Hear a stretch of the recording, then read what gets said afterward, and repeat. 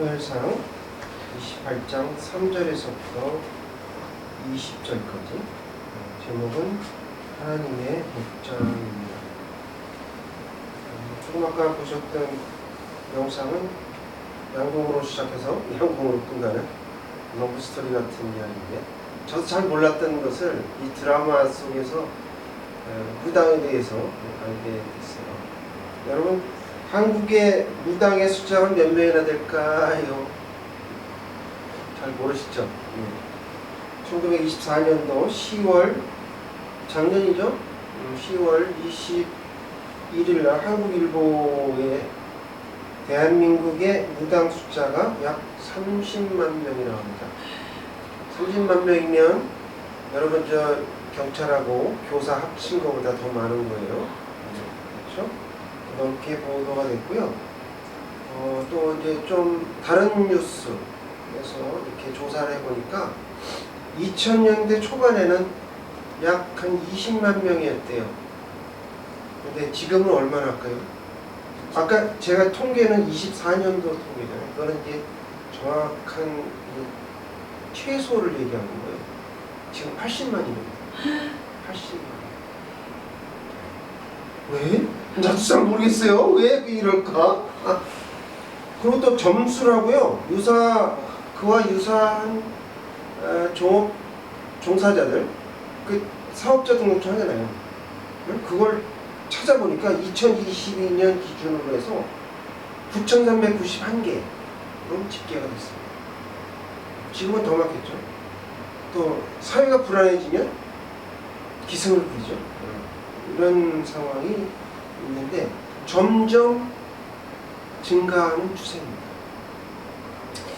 여러분, 그 대표적으로 옛날에 유머 1번지 부태도사 아시나요? 부채도사, 부채 하면서 막 쓰러지고 막 이런 거. 장누구더라 하여튼 그 사람이 하여튼. 그리고 또 박신양의 박수무당이라는 영화가 나왔었잖아요. 코미디 영화예요.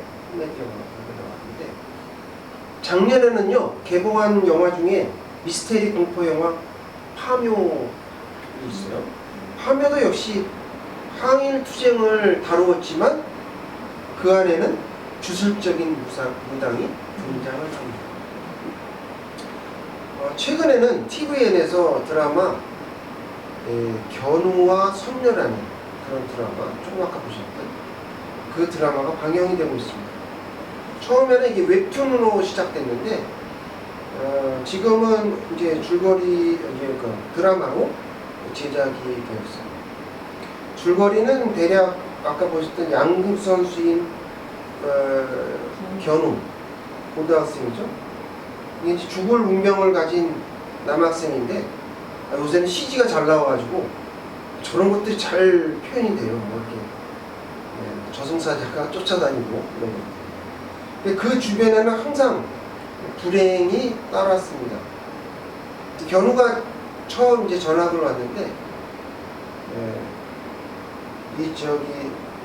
천지선녀라는 이 친구가 첫눈에 반해버린 거예요. 그래서 이 별명이 천지선녀인데 낮에는 평범한 여학생이고 이렇게 공부하고 다니는데 밤에는 꽃갈모자를 이렇게 하얀 꽃갈모자를 쓰고 이제 마스크를 하고 천으로 가리고 천으로 가리고 얼굴을 가리고 무당을 합니다. 근데 이 무당이 용하다고 이렇게 막 소문이 나가지고 문전성시를 이뤄요. 돈도 아니고. 손님들이 와서 대충 하는 얘기는 사업이 잘 되게 해달라, 돈을 많이 벌게 해달라, 이렇게 요구하고요. 낙태하지 않고 아이를 잘 순산할 수 있도록 해달라. 심지어는 모태솔로를 탈출하게 해달라, 이렇게 이야기도 한답니다. 이게 드라마가 청춘 남녀의 첫사랑 이야기 같은데 사실은 그 안에 숨은 비밀이 많이 있어요. 이게 뭐냐면 무당이 하는 그런 주술 행위를 아까도 보셨듯이 세세히 자세하게 알려준다는 거예요. 저도 몰랐던 사실을 뭐 애기 무당이니 애기 귀신이니 또는 부적 쓰는 뭐 이런 것들이 나와요. 아까 보셨듯이 뭐 부적을 잘 쓴다는 이게 꽃도령이에요. 꽃도령. 그 다음에 그 무서운 칼을 든 그 어머니인데 진짜 어머니가 아니고 무당으로서 어머니죠. 같이 키워줬던 동천 장군 막 이래요. 이런 것들을 보여주는데 이런 무속인들의 세세한 것을 이렇게 묘사하면서 은근슬쩍 우리를 설득하고 그 다음에 익숙하게 만들고 어떻게 해 나중에는 정보를 오라네. 광고하는 거예요. 광고. 그게 뭐 PPL이 다른 게 PPL이 아니죠. 뭐 먹는 거 물건 갖다 이렇게 해야 PPL이 아니고 그게 PPL이에요. 자, 우리 조선에 우리 외국 기독교 선교사님들이 아펜셀러나 원더우드 선교사님들이 와가지고 우리나라에 복음을 전하기 전에는 우리도 그랬어요. 샤머니즘이 매우 강했어요. 무속신앙이 강했다고. 뭐 잘못되면 어디 아프면 병원에 가야 되는데 병원에 안 가면 어떻게 해요? 굳었어요. 그리고 또 제주도 가보세요. 제주도에는 너도 나도 무당은 아니겠죠. 근데 이제 풍어를 미는 제사도 하고 그 다음에 아주 샤머니즘이 매우 강한 데가 섬나라예요. 섬.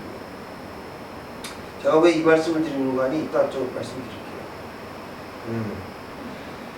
그랬던 나라라서 우리 주변에 이제 가슴이 답답하다거나 또는 사회가 불안하다거나 사업이 잘 안 된다거나 또는 뭐예요? 집안에 무안이 생기면 무당을 찾아갑니다. 이것이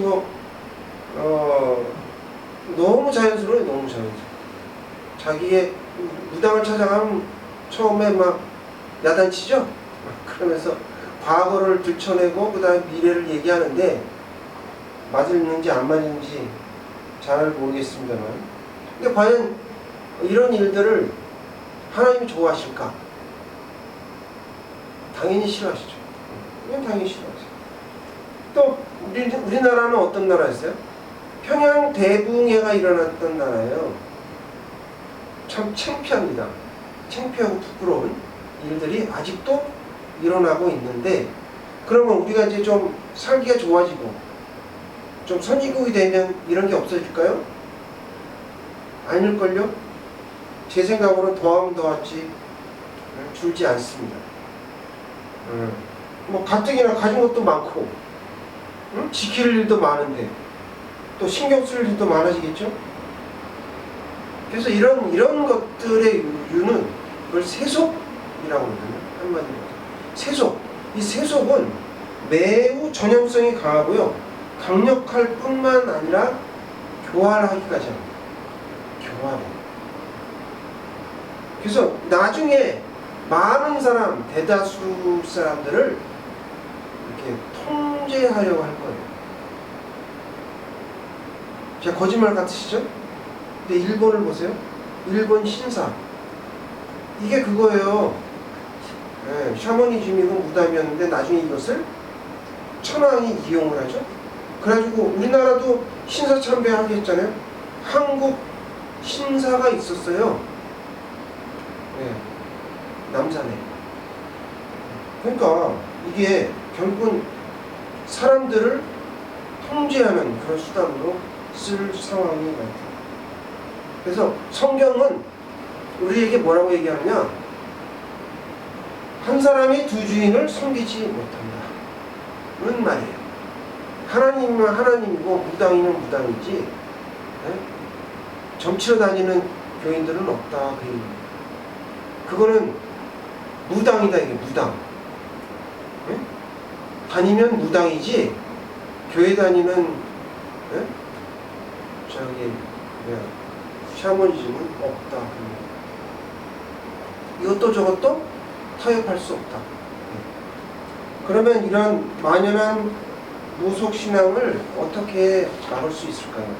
오늘 본문을 통해서 우리에게 주시고자 하시는 하나님의 말씀은 첫째, 하나님의 명령에 절대 순종해야 합니다. 따라해볼게요. 하나님의 명령에 절대 순종해야 합니다. 라고 말씀하십니다. 거룩하신 하나님의 말씀입니다. 3절입니다. 다 같이 공부하겠습니다. 사무엘이 죽었으므로 온 이스라엘이 그를 두고 슬피 울며 그의 고향 라마에 장사하였고 사울은 신접한 자와 박수를 그 땅에서 쫓아내었더라. 아멘. 오늘 주신 사무엘상 28장의 말씀은 전체적으로 28장, 29장 전부 길보아 전투에 대한 이야기가 나옵니다. 그러면서 누가 하나님의 마음에 합한 맞는 왕인가라는 문제를 질문하고 답하는 그런 형식이죠. 사무엘상 전체의 주제가 바로 이것인데, 사람이 선택한 사울과 하나님이 세우신 다윗을 비교해서 우리에게 교훈을 주는 것이죠. 여기 마지막 장면, 28장 마지막 장면에 보면 엔돌의 신접한 여인을 만나러 가는 일이 나오죠. 이 장면을 저는 보면서 이게 더 이상 사울은 용서받을 수 없는 일을 행했구나. 이거 완전 구제불능이네. 이런 생각이 듭니다. 3절에 아까 읽었듯이 사무엘 왕이 처음부터 그런 게 아니었어요. 처음에는 어떻게 했어요? 신접한 자와 박수를 그 땅에서 쫓아내었더라 라고 되어 있습니다. 하하, 이게 어떻게 된 일일까? 그러면 처음 행동과 나중 행동이 다르네.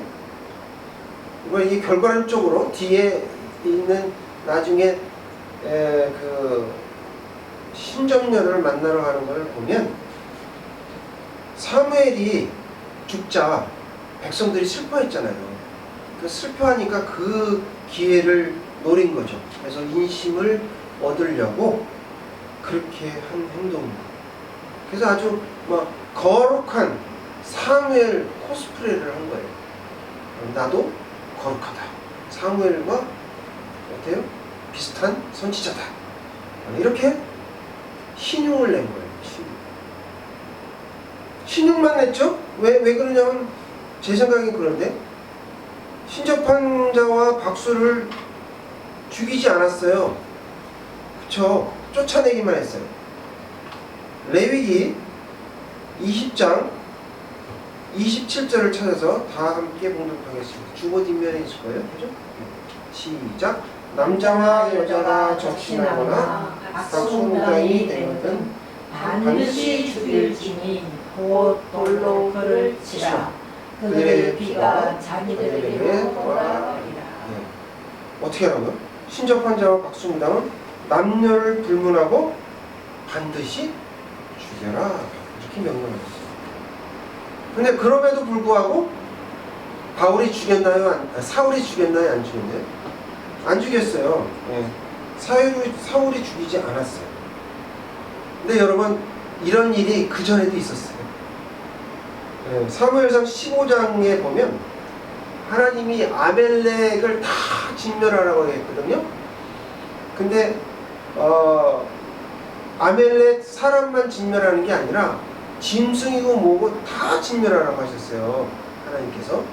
그게 너무 잔인하다 이렇게 생각하지 마시고 어쨌든 하나님의 명령은 의로우십니다. 그래서 그렇게 했어야 되는데 사울이 어떻게 했냐면 아멜렉 왕 아각을 살려주고 그 다음에 양과 소 중에서 보기 좋고 건강하고 그런 것들은 어떻게 해요? 죽이지 않고 살려줬어요. 그러니까 전례가 있어요. 하나님의 명령에 불순종한 전례가 있다고요. 그걸 또 한 거예요. 그래서 사무엘의 명언이 있지 않습니까? 여러분 잘 아시는 순종이 제사보다 낫고 듣는 것이 순양의 기름보다 나으니라. 따라해볼게요. 순종이 제사보다 낫고 듣는 것이 순양의 기름보다 나으니라. 이 유명한 말씀이 이때 나온 거예요. 이때.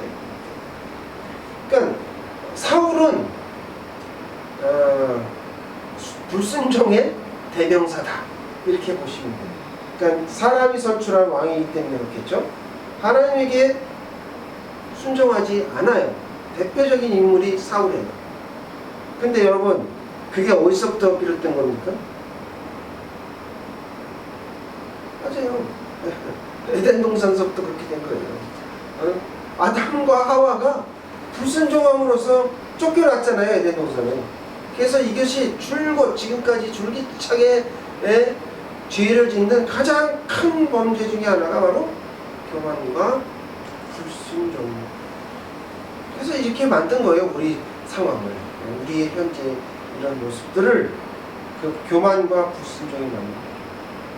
13절에서 20절까지의 내용을 보면 신접한 여인이 사무엘의 영을 땅에서 올려 세웠다라고 얘기했어요. 그러고서 성가시게 했다라고 기록합니다.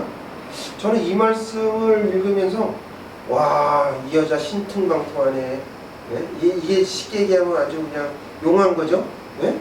엔돌의 접신녀가 죽은 사무엘을 올려, 야, 영을 올려가지고 말을 하네. 이럴 수 있을까? 그렇게 생각했습니다. 근데 그거는 제가 조사해 본 바에 의하면 사실이 아니에요. 사실이 아니고, 그러니까 이제 그 홀령이라고 하죠. 그 홀령이 사무엘처럼 이렇게 변장을 한 거죠. 변장을 하고 나타난 사단의 거지정이었다. 죽은 영혼은요 반드시 심판을 받습니다. 성경에 의하면. 그리고 천국이나 지옥을 가지 결코 땅에 묻혀 있지 않아요. 그래서 이제 찾아보니까 루터하고 칼빈이 이렇게 얘기를 했어요. 루터와 칼빈이 이 말씀을 가지고 그러니까 사무엘의 형체를 위장한 엔돌 형체를 위장해갖고 엔돌의 접신녀에게 나타났다. 이것은 바로 사단의 속임수였다라고 루터가 칼빈이 이야기했습니다. 저도 이 말에 동의합니다. 왜냐면요, 성경 어디에도 이렇게 죽은 홀령을 불러 일으켜서 막 말을 하고 뭐 이랬던 적이 없거든요. 찾아보니까 쭉 제가 성경을 찾아보니까 이런 적은 있어요. 민수기 22장에 보면 발람의 나귀가 사람을 대신해서 말을 하거든요. 왜 나를 때리십니까 주인님? 당신이 나를 내가 본 그 죽음의 사자가 저 길가에 바로 앞에 있는데 나보고 그쪽으로 가라 그러면 어떡합니까? 다 같이 죽는데. 이런 얘기를 하잖아요. 그런 적이 있었고, 그 다음에 누가복음 16장에 보면 부자와 나사로의 이야기가 나와요. 그래서 이제 부자가 자기 너무 목이 마르니까 물을 찍어서 자기 혀에다가 좀 나사로한테 대달라라고 아브라함에게 요청을 하는데, 그런 이야기가 나오는데 그거는 천국에 대한 이야기지 천국에 대한 비유를 얘기한 거예요. 근데 어떤 뭐 그런 그 주술적인 뭐 이런 것은 아니죠. 자, 그런데 여기 보니까 대부분의 무당들이 어떻게 해요? 접신한다고 그러죠. 접신해가지고 어떻게 해요? 부모님이나 어머님이나 아버지 또는 자식의 그거를 불러가지고 만나게 해주겠다라고 하죠. 그건 뭐예요? 보고 싶은 사람 너무 보고 싶으니까 그런 것을 악용하는 거예요. 악용해가지고 그 보고 싶은 얼굴로 둔갑을 하죠. 형체를 둔갑을 해서 이렇게 나타나는 일종의 사단의 유혹이다. 그러니까 믿는 사람들은 그걸 믿어야 돼요? 말아야 돼요? 믿으면 안 돼요. 현혹돼서는 안 돼요. 그래서 하나님의 명령에 우리는 절대 순종해야 된다라고 말씀하십니다. 둘째, 어려울수록 주님을 찾아야 합니다. 따라해 볼게요. 어려울수록 주님을 찾아야 합니다. 라고 말씀하십니다. 모의사 성령님의 말씀입니다. 6절, 7절 다 함께 찾았으면 좋겠습니다. 시작. 사울이 여호와께 묻자오되 여호와께서 hum으로도 우림으로도 선지자로도 그에게 대답하지 아니하시므로 사울이 그의 신하들에게 이르되 나를 위하여 신접한 여인을 찾으라. 내가 그리로 가서 그에게 물으리라 하니 그의 신하들이 그에게 이르되 오소서 엠돌에 신접한 여인이 나리라. 아멘. 사울은요 이전에 잠깐 성령을 받은 적이 있어요. 사무엘상 10장 11절에 그래서 사울이 근데 어떻게 그런 사람인데 어떻게 하나님의 응답이 없다고 여기 하나님의 응답이 없다고 꿈에도 없어서 그랬다 그렇죠? 그것도 우림이라고 하죠. 여기 우림은 뭐냐면 우림과 둠림이에요. 대제사장이 판결 흉배를 입고 나오거든요.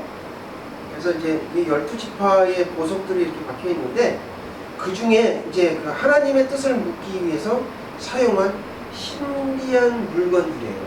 이렇게 두 개를 뽑아가지고 둘 중에서 이렇게 가린 다음에 하나님의 명령이 어떤 것인가 해서 정하고 이걸 뽑아서 그걸 가지고 백성들한테 명령을 했던 그 판결 흉배인데 그것도 안 된다 그거죠. 그런데 또 선지자를 찾으려고 했더니 사무엘은 어떻게 됐어요? 죽으니까 그런데다가 블레셋 군대가 막 어마어마한 군대가 쳐들어오니 진퇴양난이죠. 그래서 막 찾아갔다라고 사울은 그렇게 얘기하는데 그렇다면 하나님의 응답이 없으면 사단에게 가서 물어봅니까? 무당한테 가서 물어보냐?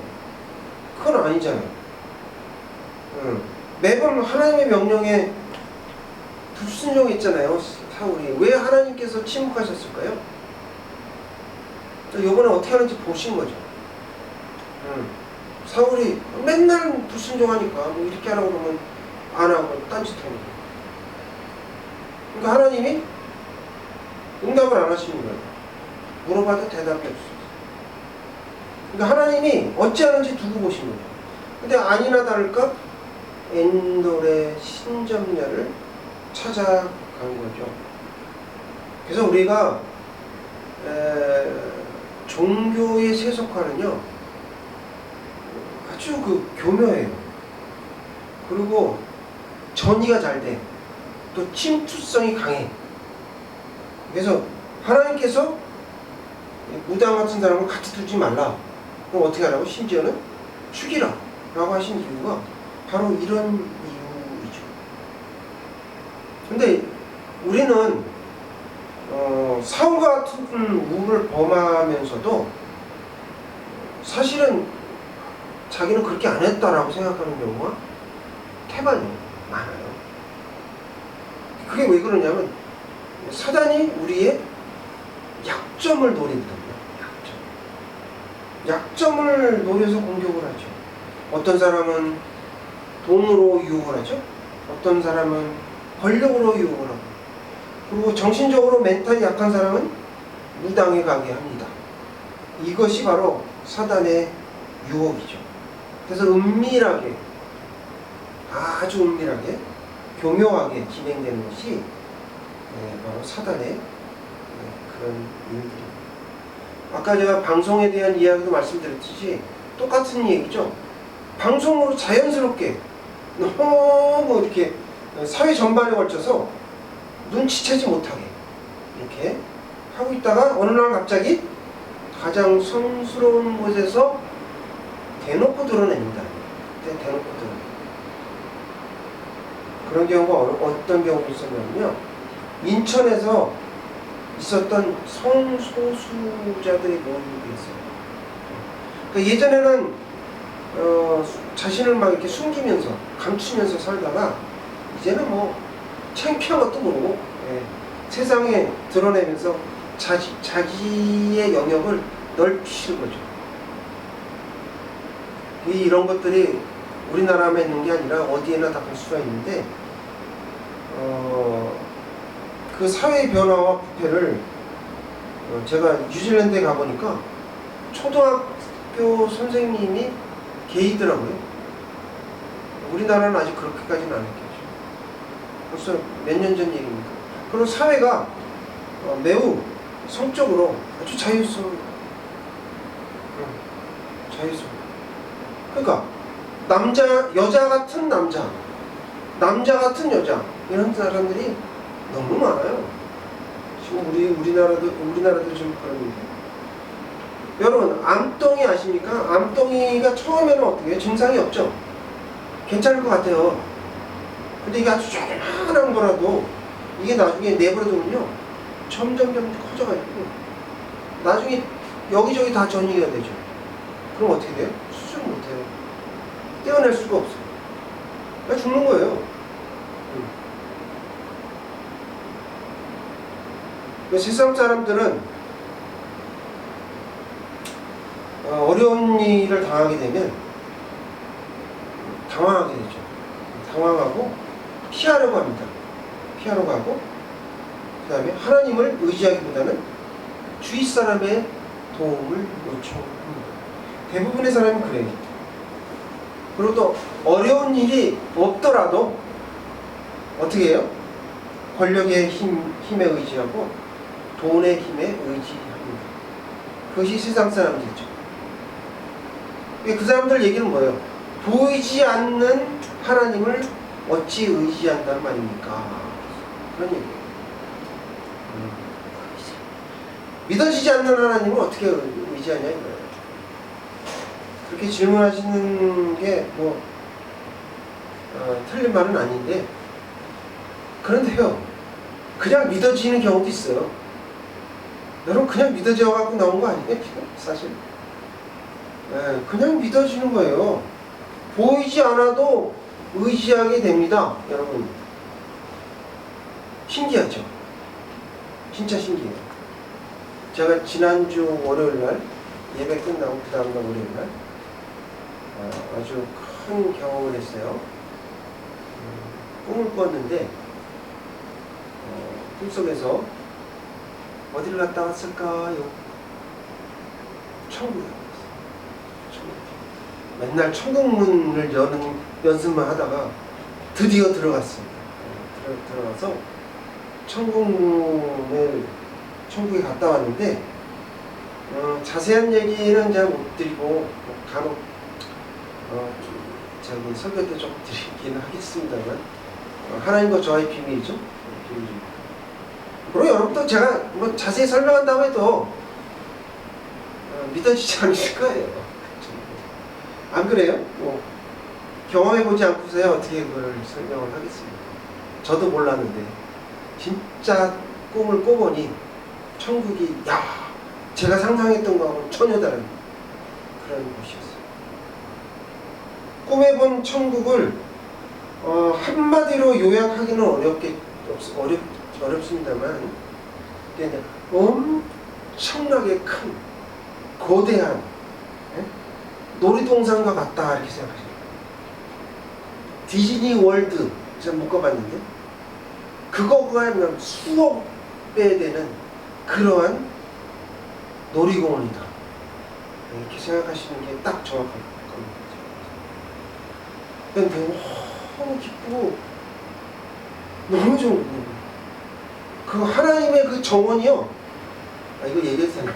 뒤에는 막 그 많은 꽃이 막 이렇게 있고 앞에는 호수인데 바다는 없어요. 호수인데 그렇게 맑고 좋을 수가 없어요.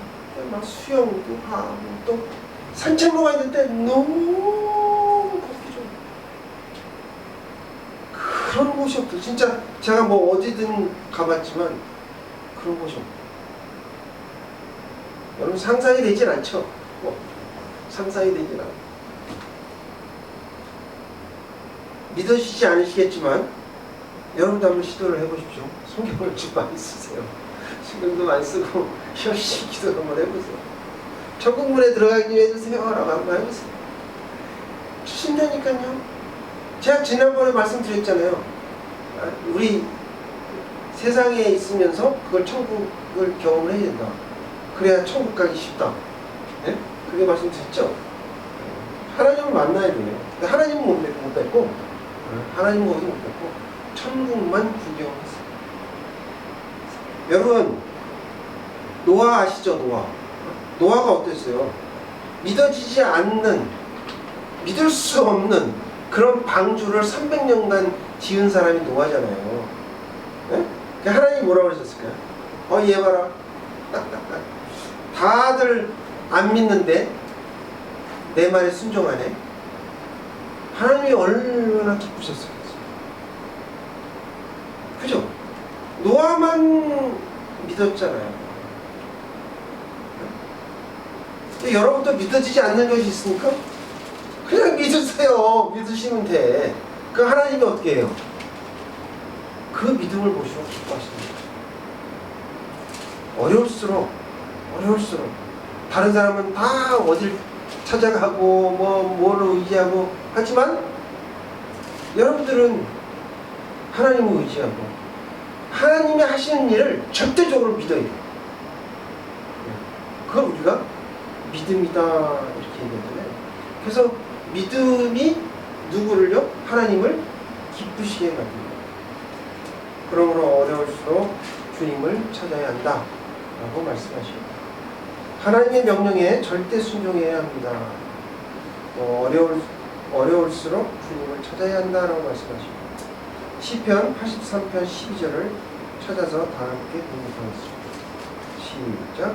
그들이 말하기를 우리가 하나님의 목장을 우리의 소유로 취하자 하였나이다. 아멘. 사무엘상 28장과 짝을 이루는 것이 바로 여기 시편 83편이에요. 이 83편은 이방인과 성도의 삶을 이렇게 적나라하게 보여주는 하나님의 말씀이에요.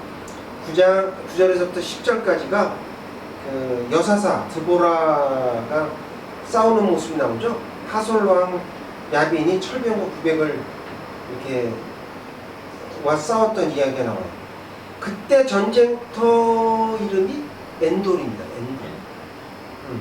근데 여기 보면 아주 적나라하게 적의 시체가 땅에 묻지 않냐고 거름이 되었다는 거예요. 거름. 그대로 방치되었다. 많은 죽은 사람들이 전부 거름이 되었다.